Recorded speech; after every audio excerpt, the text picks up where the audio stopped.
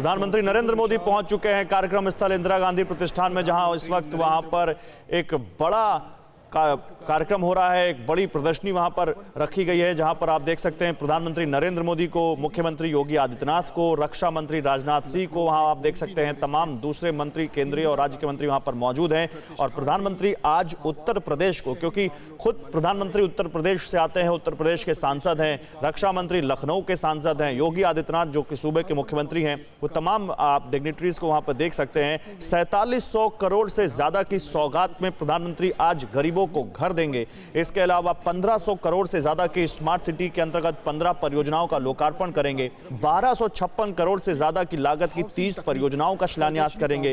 अमृत, जिसके तहत स्वच्छ जल पहुंचाने का टारगेट है लोगों को, 502 करोड़ रुपए की 17 पेयजल परियोजनाओं का प्रधानमंत्री उस योजना के तहत लोकार्पण करेंगे। 1400 करोड़ की 13 परियोजनाओं का प्रधानमंत्री शिलान्यास करने जा रहे हैं।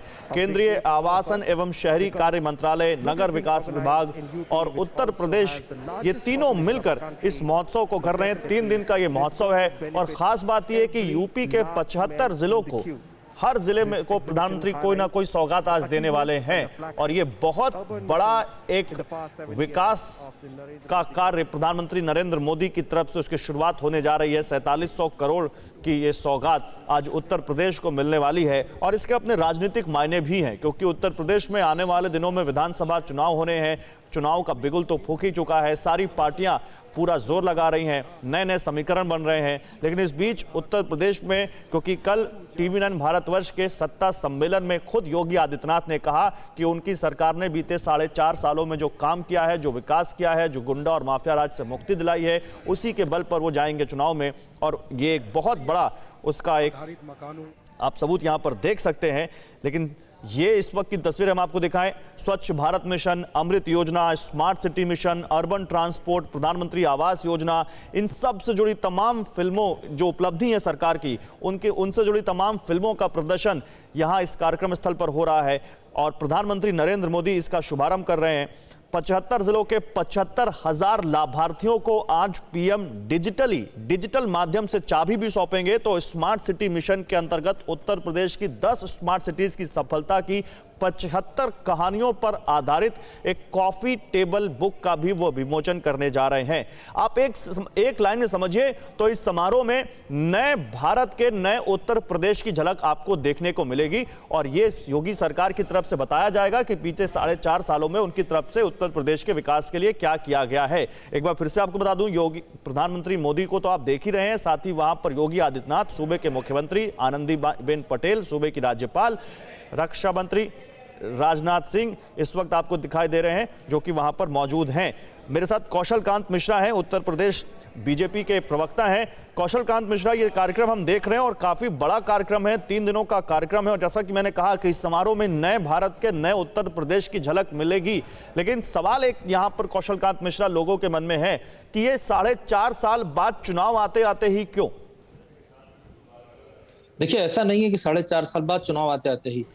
हम लोगों का जब से सरकार बनी है, तब से जब 100 दिन पूरे हुए थे तब हमने अपना काम का कार्ड दिखाया था। 6 महीने पे हमने अपना काम का कार्ड दिखाया, 1 साल पे दिखाया, 2 साल पे दिखाया, 4 साल पे दिखाया, 4.5 साल पे दिखाया। तो तरीका क्या है? जब हम किसी पहली बार ऐसी सरकार आई है जो अपने काम को हर 100 दिन या सालाना काम को दिखा कर पब्लिक के बीच में जा रही है और उनसे वोट मांग रही है। ये पहली ऐसी सरकार है जो तुष्टीकरण, इससे ऊपर उठकर कार्यक्रम भी चल रहे हैं, लोगों को वो भी दिखाते हैं। एक बार फिर आता हूं आपके पास।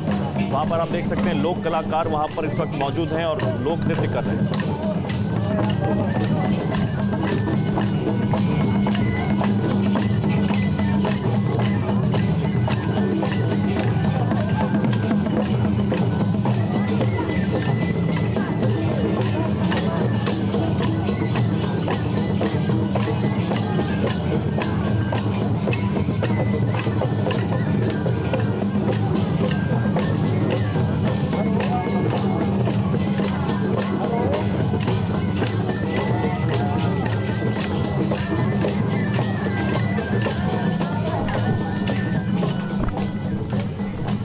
चलिए, तो ये तस्वीरें हम आपको दिखाते रहेंगे। इस बीच सीनियर जर्नलिस्ट अक्कू श्रीवास्तव भी हमारे साथ हैं। अक्कू सर, ये जो कार्यक्रम हो रहा है काफी भव्य कार्यक्रम है, ये हम देख पा रहे हैं। और इसमें प्रधानमंत्री भी हैं, साथ ही योगी आदित्यनाथ, राजनाथ सिंह सब है वहां पर। सर, इस कार्यक्रम को कैसे एनालाइज करते हैं आप? देखिए, यूपी के विकास में बहुत अहम योगदान होगा इसका, इसमें कोई इसके दो राय नहीं है, लेकिन इसके राजनीतिक मायने भी देखते हैं आप?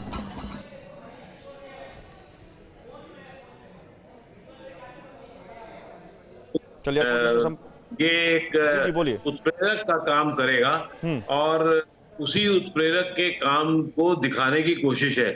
लेकिन बाकी जो अगर चुनाव के मद्देनजर ही चीजें होनी है, और मैं तो ये मानता हूँ ये 22 का चुनाव नहीं है बल्कि 2024 के पहले की रूपरेखा है इसमें, तो इस लिहाज से इसको उत्प्रेरक के रूप में देखा जाना चाहिए। मुझे नहीं लगता कि उससे ज्यादा कुछ है, लेकिन क्योंकि ये कहानियां आगे जाएंगी, आगे फॉरवर्ड की जाएंगी, आगे लोगों को बताया जाएगा कि 75,000 लोगों को चाबियां दी गई हैं वगैरह वगैरह हुआ है, तो ये एक उत्प्रेरक के रूप में काम करेगा और उसके निश्चित रूप से इससे भारतीय जनता पार्टी या योगी सरकार को फायदा होगा। आपको देखना यही है कि असली चीज ये क्या है कि असल में इस समय जो किसान आंदोलन हो गया और किसान को लेकर 8 लोगों की जो मौत हो गई, ये बहुत दुखद रहा। इसको भी इन सब चीजों से थोड़ा धीरे धीरे इस पे पानी पड़ता है और इन यादों पर पानी पड़ता है, बशर्ते आगे कोई ऐसी घटना ना होने पाए जिससे सरकार की छवि को धक्का लगे। मेरा ये बहुत साफ मानना है कि योगी सरकार की जो काम करने की हालत रही है, तरकीब रही है, उससे ही जो कुछ होगा निर्धारण होगा। बाकी सामाजिक समीकरण जो होते हैं उनसे पूरा पता लगता है।